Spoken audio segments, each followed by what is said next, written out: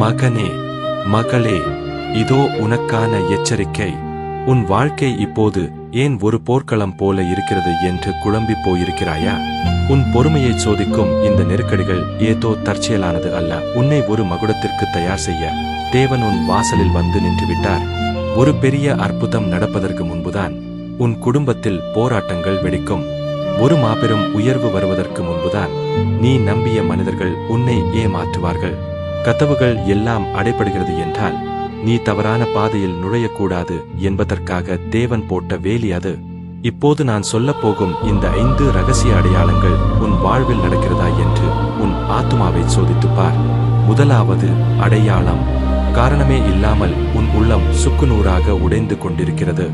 மகளே, வீட்டின் வேலைகளுக்கும் வெளி உலக போராட்டங்களுக்கும் இடையில் தனிமையில் இருக்கும்போது உன் இதயம் ஏன் இவ்வளவு கனமாக இருக்கிறது என்று உனக்கு புரியவில்லையா? காரணமே இல்லாமல் அழுகை வருகிறதா? மகனே, ஒரு ஆணாக நீ எதையும் வெளியில் சொல்ல முடியாமல் உன் குடும்பத்தின் பாரத்தையும் கடன் சுமைகளையும் சுமந்து கொண்டு உள்ளுக்குள் ஏதோ ஒரு அழுத்தம் உன்னை நசுக்குவது போல உணர்கிறாயா? வெளியில் நீ எல்லாம் சரி என்று நடித்தாலும் உள்ளே ஏதோ ஒன்று உன்னை உடைத்துக் கொண்டிருக்கிறது. ஆண்டவரே, எதற்காக இந்த வேதனை? என்னால் இதை தாங்க முடியவில்லையே என்று நீ ரகசிய அறைகளில் கதறலாம். ஆனால் நன்றாக கேள், தேவன் உன்னை அழிக்கவில்லை. உனக்குள் இருக்கும் பழைய நான் என்கிற சுபாவத்தை அறுவை சிகிச்சை செய்கிறார். ஒரு சிற்பி சிலையை செதுக்கும் போது ஒளிப்படும் இடமெல்லாம் வலிக்கும். ஆனால் அந்த வலிதான் உன்னை ஒரு அழகான சிலையாக மாற்றப் போகிறது. நீ இப்போது உணரும் இந்த உடைதல் உன்னை அழிப்பதற்கல்ல, உன்னை ஒரு சக்தி வாய்ந்த ஆளுமையாக மாற்றுவதற்காக.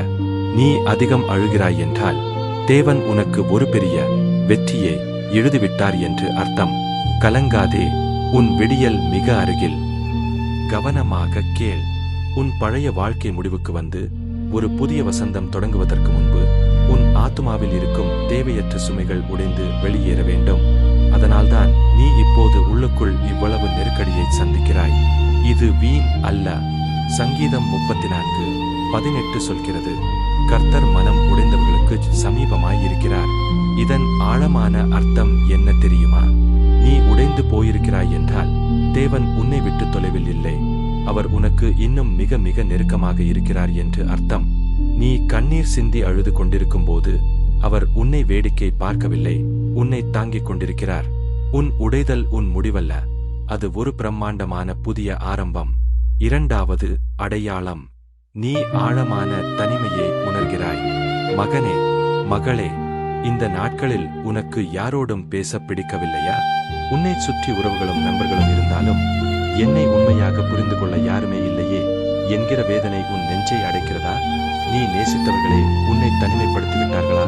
அல்லது நீயே எல்லோரிடமிருந்தும் விலகி ஓட நினைக்கிறாயா? இந்த தனிமையை ஒரு தண்டனை என்று நினைத்து வருந்தாதே. இது உன்னை படைத்த தேவன் உன்னை தனியாக அழைத்துச் சென்று உன்னோடு பேச விரும்பும் ஒரு பரிசுத்தமான பருவம். ஏனெனில் சில மாபெரும் ஆசீர்வாதங்கள் கூட்டத்திற்குள் கிடைக்காது. சில உன்னதமான வெளிப்பாடுகள் இரைச்சலான சத்தத்தில் பிறக்காது. வேதத்தில் தேவன் சொல்கிறார், நான் அவளை வனாந்தரத்துக்கு வரப்பண்ணி அவளுடனே பச்சமாய் பேசுவேன். ஓசியா 2:14. எல்லோரிடமிருந்தும் நீ விலகி இருப்பது போல தோன்றினாலும் உண்மையில் தேவன் உன்னை தன்னிடம் நெருக்கமாக இழுத்துக் கொண்டிருக்கிறார். உலகம் உன்னை புறக்கணிக்கும் போதுதான் பரலோகம் உன்னை அரவணைக்கும். இந்த அமைதியில் தேவன் உன் இதயத்தோடு பேசப்போகும் அந்த ரகசியங்களை கேட்க தயாராகு. உன் தனிமையே உனது வெற்றியின் களம். ஒரு பெரிய அற்புதம் நடப்பதற்கு முன்புதான் உன் குடும்பத்தில் போராட்டங்கள் வெடிக்கும். ஒரு மாபெரும் உயர்வு வருவதற்கு முன்புதான் நீ நம்பிய மனிதர்கள் உன்னை ஏமாற்றுவார்கள். கதவுகள் எல்லாம் அடைபடுகிறது என்றால் நீ தவறான பாதையில் நுழையக்கூடாது என்பதற்காக தேவன் போட்ட வேலி அது. உலகம் உன்னை தூக்கி எறியும் போதுதான் தேவன் உன்னை தன் மார்போடு அணைத்துக் கொள்கிறார். இன்று உன் தகப்பன் உன்னிடம் உருக்கமாகச் சொல்கிறார், மகனே, மகளே, மனிதர்கள் உன் முகத்தை பார்த்து எடை போடலாம், ஆனால் நான் உன் இதயத்தை பார்த்து உன்னை நேசிக்கிறேன். மூன்றாவது அடையாளம். நீ ஆசையாய் எதிர்பார்த்த பல காரியங்கள் இப்போது உன் கையை விட்டு போயிருக்கலாம். நீ கஷ்டப்பட்டு போட்ட திட்டங்கள் எல்லாம் தவிடுபொடியாகிவிட்டதா? உன் எதிர்காலம் என்று நீ நம்பிய அந்த வேலை அல்லது வாய்ப்பு திடீரென்று பறிபோய்விட்டதா? இவர்கள் இல்லாமல் என் வாழ்க்கை இல்லை என்று நீ நினைத்த உறவுகள் இன்று உன்னை ஒரு அந்நியனைப் போல பார்த்துவிட்டு விலகிச் செல்கிறார்களா? என் வாழ்க்கையில் மட்டும் ஏன் இவ்வளவு முட்டுக்கட்டைகள் என்று நீ குமுறிக் கொண்டிருக்கலாம். ஆனால் கவனி, தேவன் சில கதவுகளை பூட்டுகிறார் என்றால் அங்கே உனக்கு ஆபத்து காத்திருக்கிறது என்று அர்த்தம். உனக்கு லாபம் என்று தெரிவது அவருக்கு பெரும் நஷ்டமாக தெரிந்திருக்கலாம். உனக்கு அமிர்தம் போல தெரிவது அவருக்கு விஷமாக தெரிந்திருக்கலாம். உன் சமாதானத்தை குலைக்கும் மனிதர்களை உன் வாழ்க்கையிலிருந்து அவர் அப்புறப்படுத்துகிறார் என்றால் நீ இன்னும் உயரமாக பறக்க வேண்டும் என்பதற்காகத்தான். வெளிப்படுத்துதல் 3:8 இன் வல்லமையை தெரிந்து கொள். இதோ, நான் உனக்கு முன்னால் ஒரு திறந்த வாசலை வைத்திருக்கிறேன். அதை பூட்ட இந்த உலகத்தில் எவனுக்கும் அதிகாரம் இல்லை. மனிதர்கள் மூடியது ஒரு சிறிய ஜன்னல், ஆனால் தேவன் உனக்காக திறக்கப் போவது ஒரு மாபெரும் பரலோக வாசல்.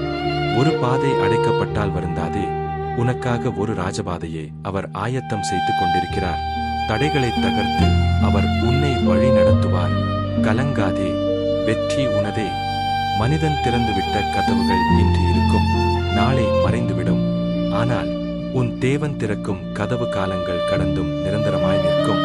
இன்று உன் வாழ்க்கையில் பல கதவுகள் அதிரடியாக மூடப்பட்டால் அதை ஒருபோதும் தோல்வி என்று நினைக்காதே. அது தேவன் உனக்கு தரும் மாபெரும் அடையாளம். உன் கண்கள் காண்பது ஒரு சிறிய பாதை, ஆனால் தேவன் உனக்காக ஒரு பிரம்மாண்டமான ராஜபாதையை திறந்து கொண்டிருக்கிறார். மூடப்பட்ட கதவுகளை பார்த்து அழாதே. தேவன் திறக்கப் போகும் அந்த புதிய வாசலை பார்க்க தயாராக. 4வது அடையாளம். உன்னால் இனி ஜெபிக்காமல் இருக்கவே முடியவில்லை. கடந்த சில நாட்களாக உன் உள்ளத்தில் ஒரு பெரிய மாற்றம் நடக்கிறதா? முன்னெப்போதும் இல்லாத வகையில் இப்போது நீ தேவனை அதிகமாக தேடுகிறாயா? காரணமே தெரியாமல் கண்கள் குளமாக, ஆண்டவரே, எனக்கு நீர் மட்டுமே வேண்டும், உம்மை நான் பற்றிக்கொள்ள வேண்டும் என்கிற ஒரு தாகம் உன் ஆத்துமாவுக்குள் அனலாயிருக்கிறதா? மகளே, மகனே, கவனி, இது உன்னுடைய சுயம் அல்ல. தேவனுடைய பரிசுத்த ஆவியானவர் உனக்குள் ஒரு எழுச்சியை உண்டாக்கிக் கொண்டிருக்கிறார். ஏன் தெரியுமா? ஏனெனில் உன் வாழ்க்கையில் ஒரு மகா பெரிய ஆசீர்வாதம் வரப்போகிறது. அந்த ஆசீர்வாதத்தை தாங்கிக் கொள்ளும் அளவுக்கு உனக்கு ஒரு ஆவிக்குரிய முதிர்ச்சி தேவை. நீ ஆன்மீக ரீதியாக தயாராகாமல் அந்த உயர்வை கொடுத்தால் உன்னால் அதை சுமக்க முடியாது. அதனால்தான் தேவன் முதலில் உன் இதயத்தை செதுக்கி தயார் செய்கிறார். எரேமியா 29:13 சொல்கிறது, உங்கள் முழு இருதயத்தோடும் என்னை தேடினால் என்னை கண்டடைவீர்கள். நீ தேடுவதால் அவரை அடைவதில்லை, அவர் உன்னை உயர்த்த விரும்புவதால் தான் உனக்குள் இந்த தேடலை தந்துள்ளார். உன் தாகம் வீண் போகாது. நீ தேடும் தேவன் இதோ உன் முன்னே வந்துவிட்டார். உன் அதிசயம் இதோ தொடங்கிவிட்டது. நீதான் தேடித் தேடித் தேவனிடம் செல்வதாக நீ நினைக்கலாம். ஆனால் உண்மை என்ன தெரியுமா? உன் தேவனே உன்னை தன்னிடம் நெருக்கமாக இழுத்துக் கொண்டிருக்கிறார். நீ சிந்திய ஒவ்வொரு கண்ணீர் துளியும் வீணல்ல. நீ அனுபவித்த ஒவ்வொரு இழப்பும் அர்த்தமற்றது அல்ல. இவ்வளவு நாள் நீ சந்தித்த அந்த துயரம் உனக்காக காத்திருக்கும் அந்த மகா பெரிய ஆசீர்வாதத்திற்கு முன்பாக தேவன் உனக்கு தந்த பரிசுத்தமான ஆயத்தம். 5வது அடையாளம். எல்லாம் முடிந்துவிட்டது என்று நீ நினைத்தாலும் உனக்குள் இன்னும் ஒரு மெல்லிய நம்பிக்கை ஒளிர்ந்து கொண்டிருக்கிறது. இதுவே மிகப்பெரிய அடையாளம். நீ பலமுறை சோர்ந்து போயிருக்கலாம். ஆயிரக்கணக்கான முறை உன் இதயம் உடைந்து நொறுங்கி இருக்கலாம். இனி என்னால் முடியாது, என் கதை முடிந்தது என்று நீயே உனக்கு தீர்ப்பு எழுதிய தருணங்கள் பல இருக்கலாம். ஆனால் எல்லாம் முடிந்துவிட்டது என்று உலகம் சொல்லும் அந்த இருண்ட நேரத்திலும் உன் உள்ளத்தின் ஆழத்தில் ஒரு சிறு குரல் கேட்கிறதே, இல்லை, இன்னும் ஏதோ நல்லது நடக்கப் போகிறது. என் தேவன் என்னை விடுவிப்பார் என்று அது சொல்கிறதே. அந்த தைரியம் உனக்கு எங்கிருந்து வந்தது தெரியுமா? அந்த குரல் உன்னுடையது அல்ல. அது உனக்குள் இருக்கும் தேவன் உனக்கு தந்த பரலோக நம்பிக்கை. அணைக்க முடியாத அந்த சிறு நெருப்பை அவர் உனக்குள் இன்னும் எரிய விட்டிருக்கிறார் என்றால் அதன் அர்த்தம் என்ன தெரியுமா? சாம்பலில் இருந்து உன்னை ஒரு சிங்கத்தைப் போல அவர் எழுப்பப் போகிறார் என்று அர்த்தம். உலகம் உன்னை முடிந்தது என்று சொல்லும் போது தேவன் உன்னை தொடக்கம் என்று சொல்கிறார். அந்த சிறு நம்பிக்கைதான் உன் மாபெரும் வெற்றியின் விதை. கலங்காதே. நீ விசுவாசிப்பது போலவே ஒரு மாபெரும் அதிசயம் உன் வாசலில் வந்து நிற்கிறது. ஒரு நிமிடம் சிந்தித்துப் பார். நீ முழுமையாக உடைந்து போயிருந்தால் இன்று இவ்வளவு தூரம் உன்னால் வந்திருக்க முடியுமா? நீ இன்னும் உயிரோடு இருக்கிறாய், இன்னும் நம்பிக்கையோடு போராடுகிறாய் என்றால் உன் தேவன் இன்னும் உன்னோடு இருக்கிறார் என்றுதான் அர்த்தம். வேதத்தில் ரோமர் 8:28 ஒரு மகத்தான உண்மையை சொல்கிறது. தேவனிடத்தில் அன்பு கூறுகிறவர்களுக்கு சகலமும் நன்மைக்கு ஏதுவாக நடக்கிறது என்று அறிந்திருக்கிறோம். இதன் ஆழமான அர்த்தம் என்ன தெரியுமா? இன்று உனக்கு புரியாத இந்த வாலியான கண்ணீர் நாளை ஊரே வியந்து பார்க்கும் சாட்சியாக மாறும். இன்று தோல்வியைப் போல உன்னை துரத்தும் இந்த தடைகள் நாளை உன் வெற்றிக்கான அதிசய கதவுகளாக மாறும். இன்று நீ தாங்கிக் கொண்டிருக்கும் இந்த தாங்க முடியாத வலிதான் நாளை நீ அமரப்போகும் ஆசீர்வாதத்தின் பலமான அடித்தளமாக மாறும். அன்பான பிள்ளையே, நான் சொன்ன இந்த 5 அடையாளங்களில் ஒரே ஒரு அடையாளம் உன் வாழ்க்கையில் இருந்தாலும் பரலோகம் இன்று உனக்கு தரும் செய்தியதுதான். உன் ஆசீர்வாதம் இனி தூரத்தில் இல்லை, அது உன் வாசலில் வந்து நிற்கிறது. உன் ஜெபத்திற்கான பதில் தாமதமாகலாம், ஆனால் அது ஒருபோதும் ரத்து செய்யப்படவில்லை.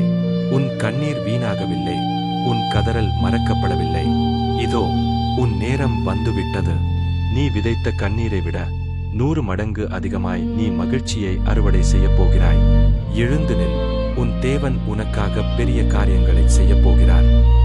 இதோ இன்று நான் உன் இதயத்தோடு நேரடியாக பேசுகிறேன். பயப்படாதே. உன் கண்கள் பார்க்க முடியாத இடங்களிலெல்லாம் நான் உனக்காக புதிய வாசல்களை திறந்து கொண்டிருக்கிறேன். எந்த மனிதர்கள் முன்னால் நீ தலைகுனிந்து நின்றாயோ அதே மனிதர்கள் முன்னால் நான் உன்னை உயர்த்துவேன். நீ எங்கே அவமானப்பட்டு அழுதாயோ அதே இடத்தில் உன்னை நான் வாய்விட்டு சிரிக்க வைப்பேன். ஏசாயா 60:22 சொல்கிறது, அதற்குரிய காலத்தில் கர்த்தராகிய நான் அதை தீவிரமாய் நடப்பிப்பேன். இதன் அர்த்தம் என்ன தெரியுமா? உன் ஆசீர்வாதத்திற்கான அந்த சரியான நொடி வந்துவிட்டால் உன் தேவன் ஒரு வினாடி கூட தாமதிக்க மாட்டார். இதோ அந்த நொடி உன் வாசலில் வந்துவிட்டதா? இயேசுவே, இதோ இந்த வார்த்தைகளை கேட்டுக்கொண்டிருக்கும் உம்முடைய பிள்ளைகளுக்காக நான் கதறுகிறேன். தகப்பனே, இவர்கள் அழுது அழுது ஓய்ந்து போயிருக்கிறார்கள். யாரும் இல்லையே என்று தனிமையில் ஏங்கி தவித்துக் கொண்டிருக்கிறார்கள். இயேசுவே, இவர்களுடைய சுக்குநூறாக உடைந்த இதயத்தை உம்முடைய தழும்புகள் உள்ள கரங்களால் இப்போதே தொடுவீராக. இவர்களுடைய ஒவ்வொரு துளி கண்ணீருக்கும் இன்று நீர் பதிலளிக்க வேண்டும் என்று நான் கெஞ்சி பாதத்தில் விழுகிறேன். ஆண்டவரே, இவர்களுக்காக பரிந்து பேசுகிறேன். மூடப்பட்ட இரும்பு கதவுகளுக்கு பதிலாக நீர் பரலோகத்தின் ஜன்னல்களை திறந்து ஆசீர்வாதத்தை பொழிவீராக. இவர்கள் சிந்திய கண்ணீர் இனி வீணாக வேண்டாம், அது உலகமே வியந்து பார்க்கும் ஒரு மாபெரும் சாட்சியாக மாறட்டும். இவர்களுடைய வீட்டில் இருக்கும் வறுமை நீங்கட்டும், கடன் சுமைகள் இப்போதே இயேசுவின் நாமத்தில் ஒழியட்டும், தீராத வியாதிகள் உம்முடைய வல்லமையால் சுகமாகட்டும். இவர்களுடைய வாழ்க்கையில் உன்னதமான சமாதானமும் கிருபையும் அளவில்லாத ஆசீர்வாதமும் இப்போதே பெருகட்டும். தகப்பனே, இனி முடியாது என்று சொன்ன இவர்களுடைய நாவுகள் தேவன் எனக்காக பெரிய காரியங்களை செய்தார் என்று பாடும் நாட்களை காணச் செய்யும். இயேசுவின் அதிகாரமுள்ள நாமத்தில் ஜெபிக்கிறோம் பிதாவே. ஆமென், ஆமென், ஆமென்.